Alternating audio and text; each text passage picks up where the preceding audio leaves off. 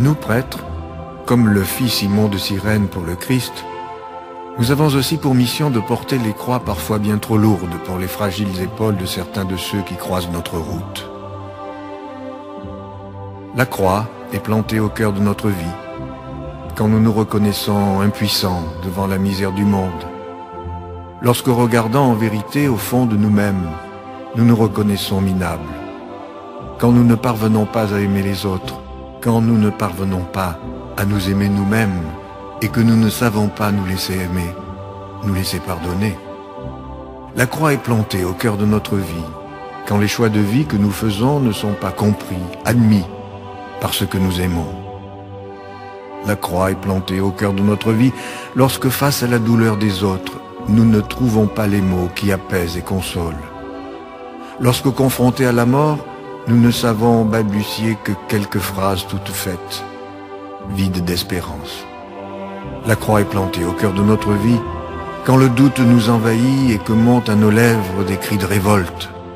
Lorsque, nous tournant vers le Père, nous lui adressons ces paroles: « Mais si tu existes, Dieu, comment peux-tu accepter tout ce mal ?»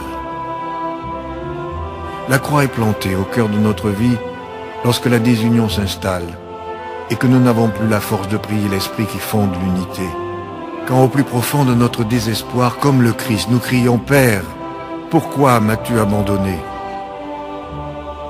Combien pèse la croix sous laquelle le Christ est écrasé? Lui seul le sait, parce que lui seul connaît le poids de la haine, du mensonge, de l'injustice, de l'égoïsme, de la jalousie, de l'intolérance, du désespoir et du doute. Souvent je demande à Dieu de nous donner un peu de sa force pour traîner nos croix, celle de nos peurs, peur d'être seul, peur d'être malade, de vieillir, de mourir, peur d'être abandonné, rejeté, peur de ne pas réussir, peur de ne pas être reconnu, accepté, peur de ne plus être aimé.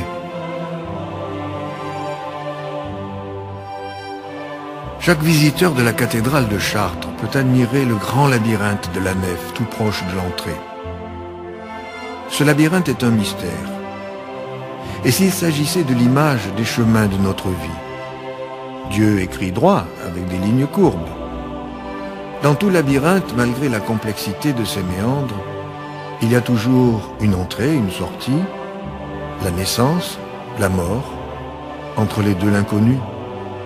Des voies qui ne conduisent nulle part, des raccourcis qui n'en sont pas, des impasses qui obligent à rebrousser chemin, des tours et des contours inutiles, sans parler des pièges et des embûches. Un jour pourtant, on parvient à sortir de ce dédale et à atteindre l'issue. Et c'est là que le but ultime de toute existence nous est révélé. Enveloppés que nous sommes par la lumière qui éclaire et donne un sens à tout le chemin parcouru. Alors, quand dans notre vie se profile l'ombre de la croix, c'est aussi que pointe la lumière. Il n'y a pas d'ombre sans lumière, et celle qui dessine les contours de la croix est la lumière de la résurrection.